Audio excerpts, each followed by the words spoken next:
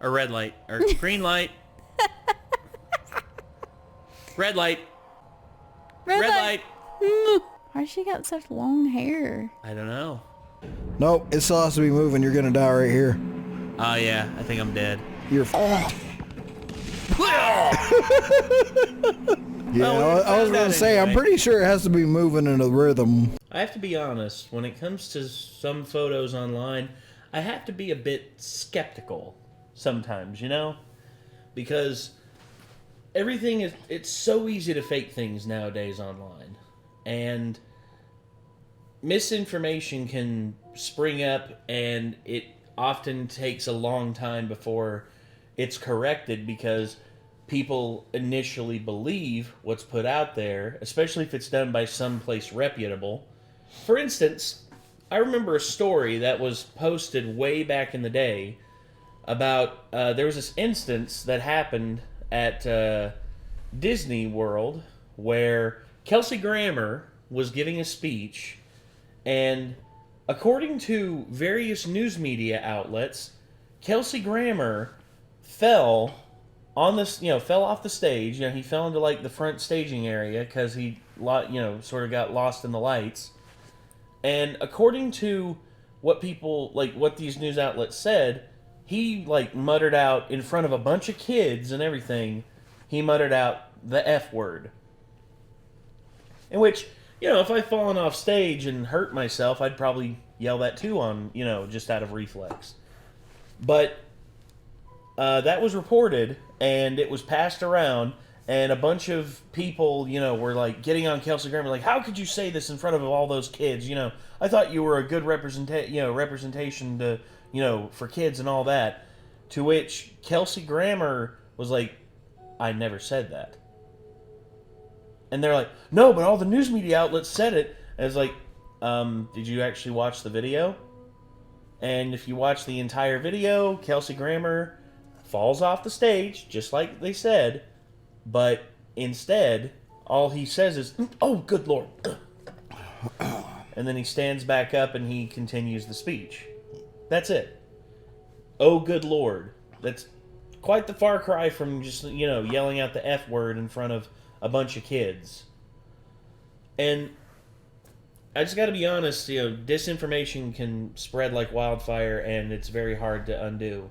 But the thing with Mr. Ballin is, from everything that I've seen him do, the research that he does on these subjects and everything that he, covers in his videos, it's spot on. And from what I understand, he actually posts... You can go look up news articles from the stories he's covering and stuff.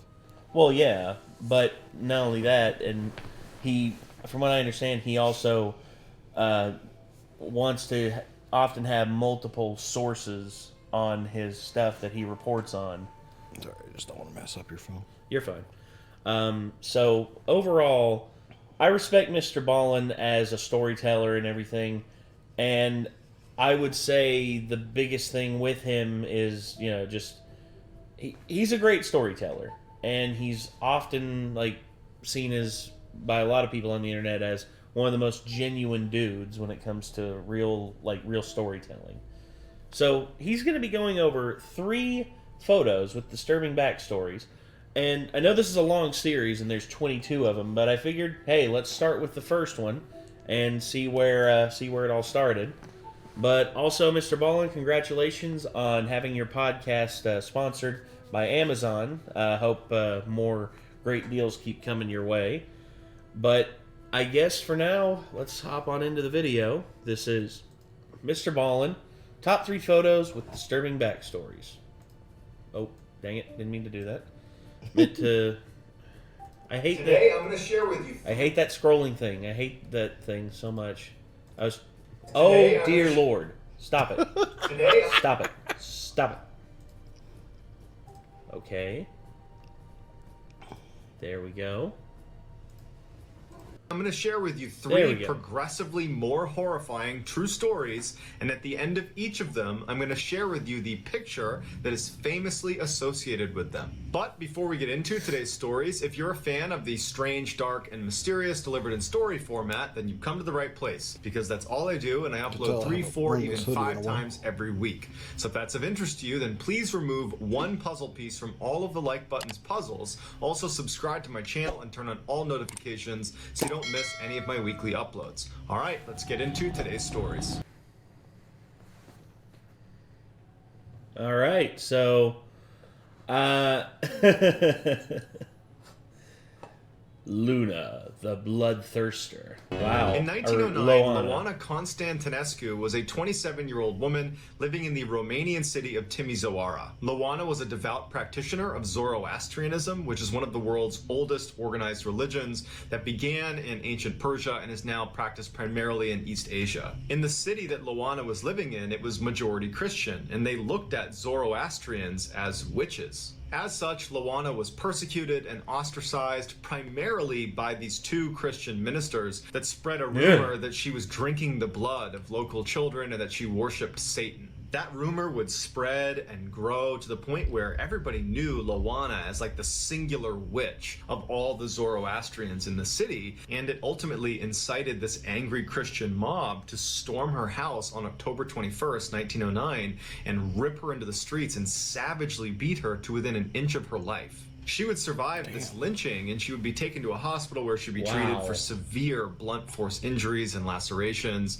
But after 2 days of being in the hospital, when she had not made a full recovery at all, she checked herself out and headed home. The next day, Luana was found dead in her apartment, and her family and friends initially believed that she had died as a result of the injuries she had sustained from the angry mob, and that perhaps she had checked herself out of the hospital too soon, and untreated, that's why she must have passed away early. But when the authorities arrived at her house and began looking at the scene, it did not look like she had died as a result of those injuries. It looked more like some sort of ritual suicide.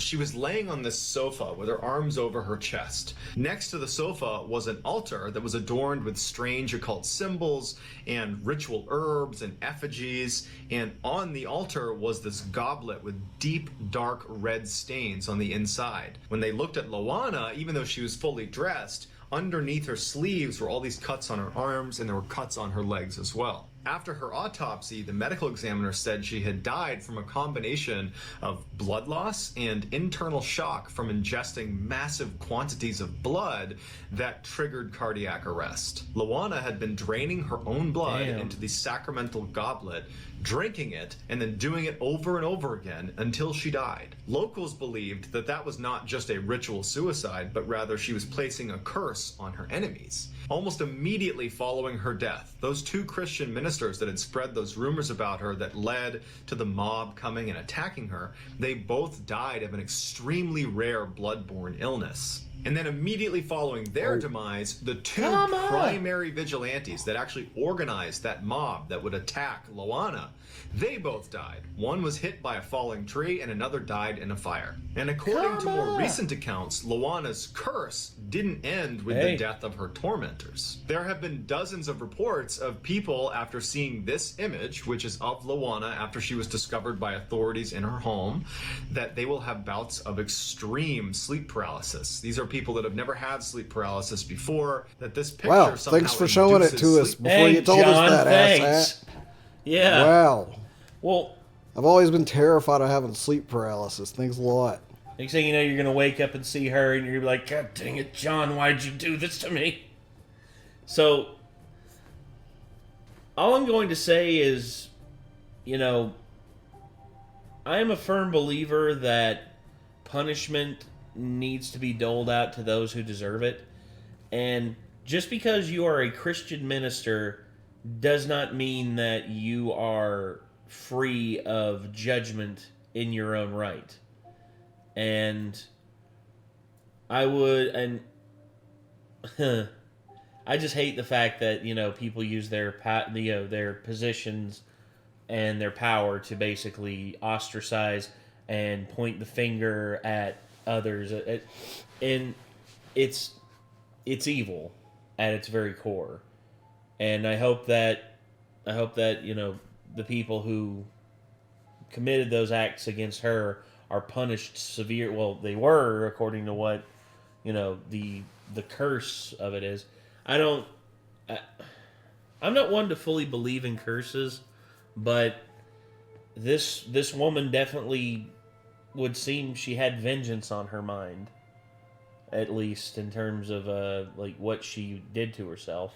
I just want to say, Spirit of Luana, if you are listening, your persecution was undeserved, and I agree with that. You got everyone who deserved to be cursed with your curse, and I just ask that you would spare me from sleep paralysis. Also, it's from been seeing 100 the years. old I think. picture. It's been 100 years. I think everybody that afflicted her in some ways is dead, because this was 1909. Fuck their ancestors too, unless I'm one of them. In which case, I think we're good at this point. Hopefully. Wait, this took place in Romania, and we know some Romanians. Mm-hmm. I know a Romanian. I was gonna say, I wonder if we asked him about Loana. I was just like, hey, by the way, do you know a story about a woman named Loana? And then all of a sudden he hangs up and he leaves the Discord. It's just like, oh shit. It's like, I wonder if he saw the picture and thus had a sleep paralysis instance, which that'd be terrifying. But Loana, you know, I did, like, anyway, let's go ahead and move on from this. Paralysis in them, like they're cursed by Luana. And so now that you've seen this image, you're cursed too. So you're welcome. I hope not. Fuck you, John. That's joking. That's I'm a pretty joking, dick John. move if that actually happens. I'm joking. You're gonna hear from me in an email if I wake up tomorrow. Yeah, And that's you'll happened be to me. hearing from my lawyers. Yep. But John, I'm just joking around, man. Hey, if we are cursed now, hey, well, at least we're all cursed together. 26, Blanche Monier was a beautiful 25-year-old from a very wealthy, prominent family in Paris who desperately wanted to find a husband and move out of her mother's home and start her own life. The man she would fall in love with was not a young, rich aristocrat like her family was hoping, but instead was an older, poor lawyer. Her mother told her that she needed to break off this relationship and find a more suitable suitor. But Blanche refused and said she was in love with this man. When her mother outright forbid her from seeing this man ever again, she refused and began sneaking out at night to spend time with this guy and was away from the home quite a bit, just kind of escaping her mom. But during this tumultuous time where Blanche is very much at odds with her mother, Blanche would unexpectedly die. And since this is the late 1800s, people did that at a young age. They just unexpectedly died. And so her lover and her family and society mourned her loss, but ultimately time went on and people moved on. 25 years later, in 1901, French police received this strange handwritten letter that just basically states that the Monier family has a very dirty secret, and you should go check their estate out. Now, the Monier family was in excellent standing in Paris. I mean, they were one of the more prominent families. The mother, she was known for her charitable works. They were just one of those families that everybody knew, including certainly the French police. And so when they got this letter, they weren't actually that concerned that there was any truth to this letter, but they felt like it was their duty to at least go knock on the Monier family's door, show them the letter, and then just take a look around. And so they did that. They showed up. They showed the Monier family, including her mother, who was at the door, hey, we have this letter. Would you mind if we looked around? The Monier family was very cooperative. They let them walk around their whole big estate, and the police didn't find anything. As they're chatting in the doorway, getting ready to leave because this is all just a big misunderstanding, one of the officers turns and looks up a little flight of stairs that they hadn't gone up and notices a small door that's been padlocked shut, and it's the only door at the end of this one stairwell. And he says off the cuff to the family, well, what's in that door up there? And Blanche's mother says, oh, that's a supply closet. You know, our assistants come in and they'll go in there and use that. And the French police officers say, well, would you mind if we just poked our heads in? It's the only space we haven't checked, and since we're already here, we'll just check that box. We'll go in there and poke our heads in. At this point, the Monier family says, no, we're not going to let you go in there because you don't need to. It's just a supply closet. Now the police say, you're going to go ahead and open up that door. At which point the family says, No, we're not. So one of the officers tells the family to stay right here, while the other officer goes up the stairs to try to break open this lock and see what's in there. As soon as he's right outside the door, he's hit with this overwhelmingly disgusting smell. It smells like rotting flesh. It smells like death. He covers his mouth and he breaks open the lock and he opens the door, and there in the middle of this dark, disgusting smelling room on a rotting straw mattress is none other than Blanche Monier. 25 years later, she is alive, she barely weighs 55 pounds, and she's chained to a bed. She has not come out of those chains or moved off of that bed in 25 years. The smell was so bad that could barely be in there for longer than a few minutes at a time. But one of the officers immediately goes over and knocks down some of the wood that was blocking up the windows. And sunlight pours into the room, and it's the first time Blanche Monier is seeing sunlight in 25 years. Jesus the reason wept. she had been imprisoned in this room is because 25 years earlier, when she was fighting with her mother about not seeing this poor commoner, and she wasn't willing to break off the relationship with him, her mother told her to go in this room and said, you can't come out until you tell me you're going to break it off with this guy. She was so in love with him that she said no, and her mother wouldn't let her leave. And then days turned into months, turned into years, turned into decades, and here we are 25 years later, and she had never left that room. The mother and the brother of Blanche Monier were arrested, and the public found out about this, and it incited a huge mob that went to their house. And it actually caused Blanche Monier's mother to have a heart attack, and she would end up dying only a couple of days later. And so she never had to serve any jail time or really answer to any of her crimes. And the brother was complicit in what was happening to Blanche Monier, but he kind of weaseled his way out of it. As for Blanche Monier, she was remarkably lucid when she came out of that room, and she commented on how lovely it was to breathe fresh air and to be in sunlight. She was brought to a hospital where she did make a recovery, but she was so screwed up from being in that room that she didn't really know how to function in society anymore. And so she was moved to a mental institution, and unfortunately she died about 10 years later. Jesus, man. That's fucked up. That is extremely fucked up.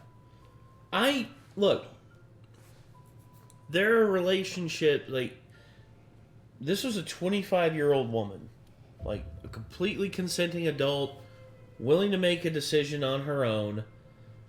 If the family really didn't want her involved with this person, then they should have just been like, okay, well, we're cutting you off.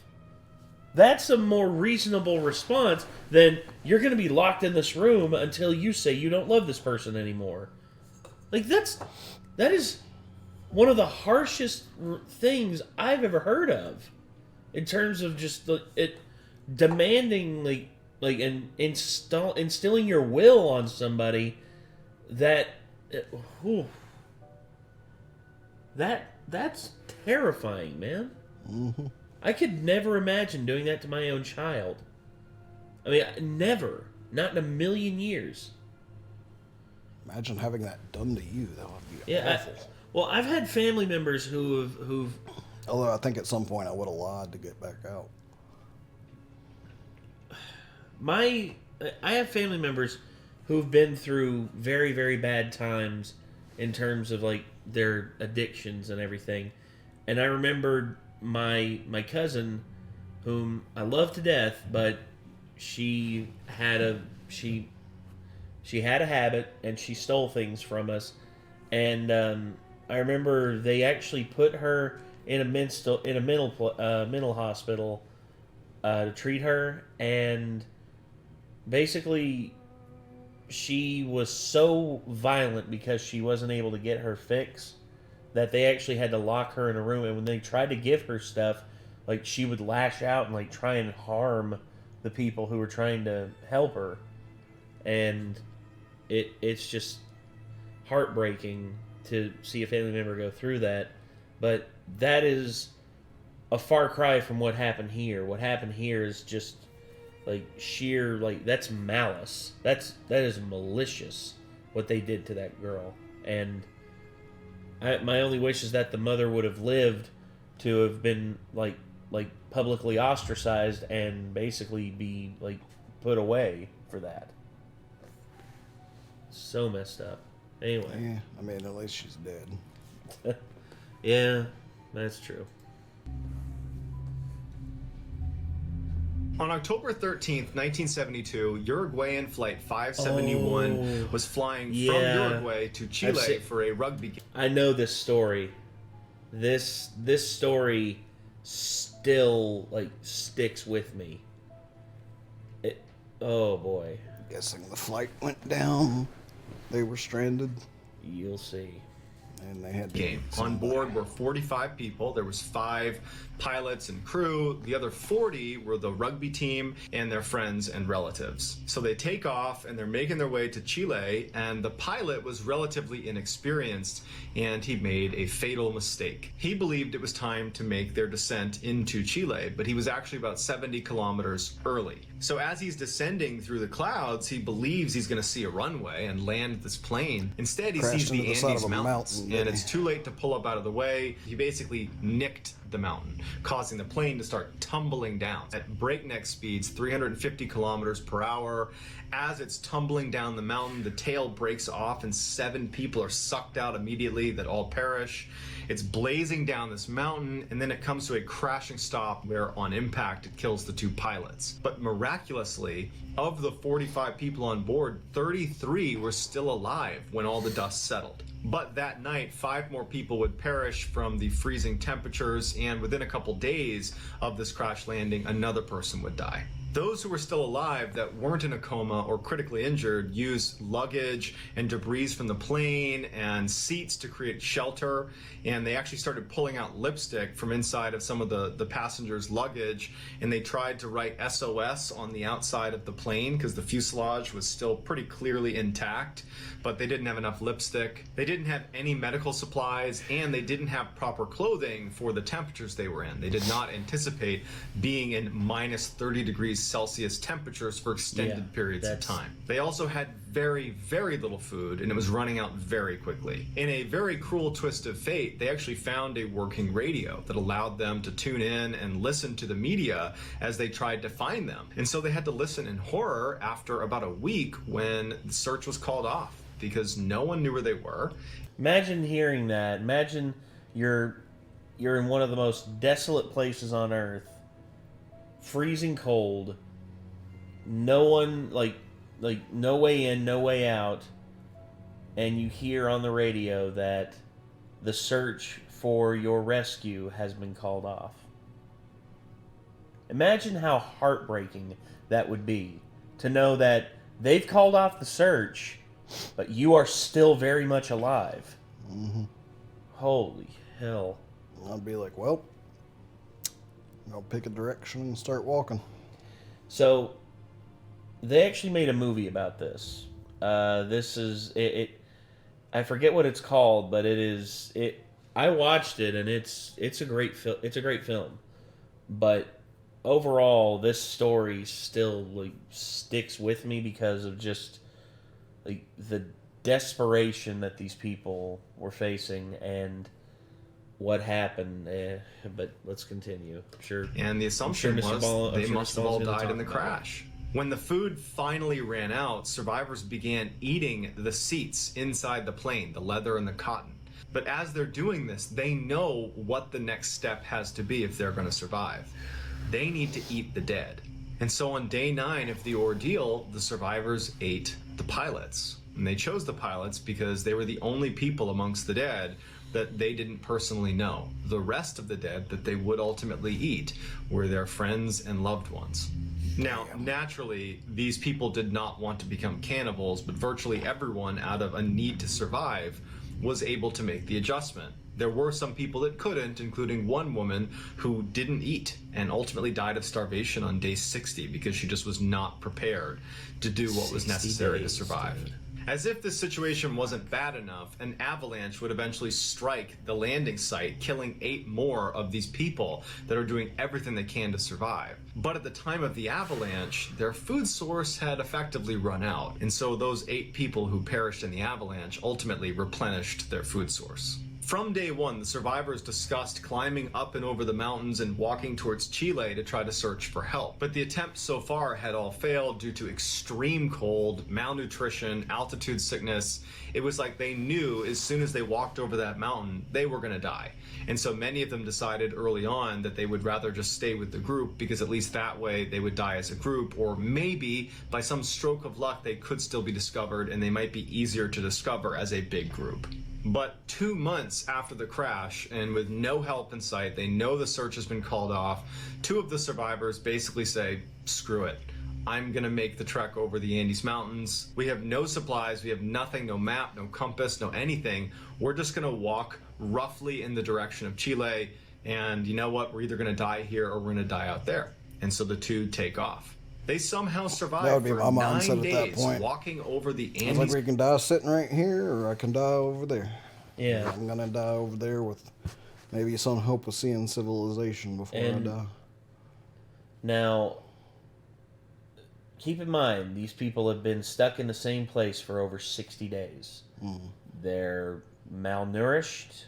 I probably would have tried to go a lot sooner, like as soon as I heard they called off the search. I would have probably done the same, but it'd have been like, they're calling off the search. We gotta go somewhere. Yeah, someone has to go.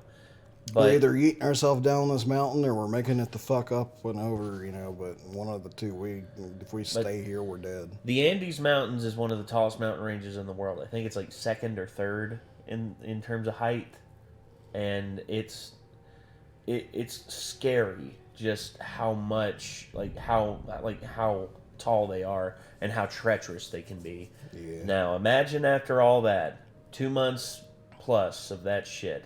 Having to do extremely malnourished and exhausted, basically. A 9-day walk. Fuck. To take off. They somehow survived for 9 days, walking over the Andes Mountains with no equipment. They've been out for 60 plus days at this point, and they managed to walk into this valley, and they see that there are people living in this valley. There's actually a couple of fishermen right on the other side of this river. And so they go down to the edge of the river and they're yelling out to these people on the other side. The fishermen couldn't make out what they were saying, and so the fishermen, they got a piece of paper and they put a pencil in it and balled it up with a rock and threw it across the river. And they were able to write down that they had survived a plane crash. They were located back in that direction. There was 14 other survivors and they desperately needed help. Balled it up, threw it back. 3 Chilean helicopters were spun up and sent off in their direction, and the 14 other survivors were able to be picked up, brought to safety, and all 16 would make a full physical recovery. However, the most difficult thing they would ever have to recover from was becoming reluctant cannibals, which is something that haunts all of them to this day. And here is the famous final picture of inside Uruguayan Flight 571 just moments before they crashed into the Andes Mountain and had to go through that horrific 72-day ordeal. So that's going to do it, guys. Let me know in the comments what you thought of these 3 stories, and I will get back to all the early commenters, and I'll pin the best comment at the top of the comments section. If you enjoyed today's video and you haven't done this already, please take 1 puzzle piece from all of the like button's puzzles.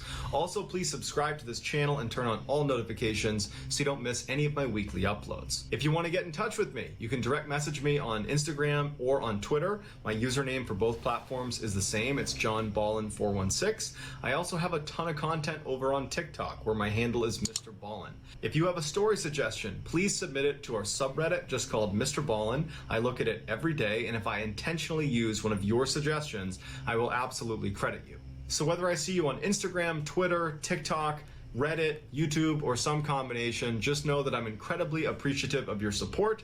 And until next time, that's going to do it, guys. See ya. Today, I'm going to tell... So, yeah, that's... Yeah, I can't decide which would suck more, the second one or the last one. I don't know. Those both suck. Yes, they very much do. Let's see. I don't remember the name of the movie, but I know that he was in it. Alive, there it is. Okay. Yeah, and... I forget what the mountain is called, but It's called, like, I think the Glacier of Tears, I think is what they call it now. But yeah, dude. But this Nando Parado is one of the people that made the trek down the mountain that got help, and it's just the fact that he's still alive and he's 72 right now. Just holy shit! I just I just don't know what else to say outside of just how in the hell someone like that many people could survive like that. I don't know. It defies all belief if I'm being honest. So, all right, Mr. Ballin with the top with 3 disturbing photos with disturbing backstories. This was a great video. Want to keep doing these, so if y'all want to see us do more Mr. Ballin, feel free to let us know. And I guess until next time, I'm Nate. I am Nick. We'll see you later, everybody. Peace.